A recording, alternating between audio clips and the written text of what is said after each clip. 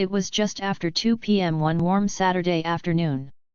A male pupil, Alan, was about to enter a public library when it began to drizzle. He was seen carrying a heavy bag laden with 4 thick library books.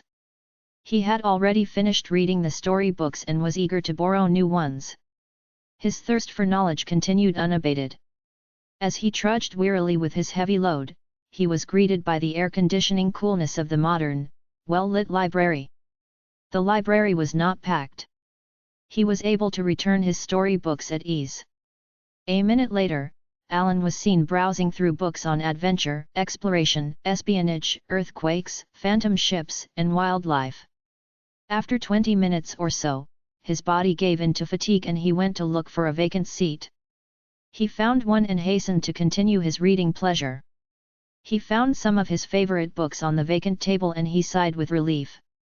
As he flipped through the pages of a book on underwater world, he noticed something bulging.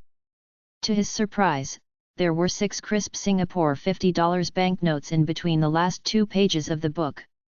His eyes gleamed with pleasure at the sight of a big sum of money. He could lay his hands on the money and spend freely on some luxury items. However, on second thoughts, he knew it was wrong. He heeded his teacher's advice: honesty is the best policy. He did not succumb to temptation and greed. At this juncture, he spotted an elderly lady flipping anxiously through books on some tables and looking for something. Alan sensed that she must have mislaid something. He went up to her and asked politely, "Can I help you? Have you lost something?" Yes, $300 in banknotes," she cried aloud.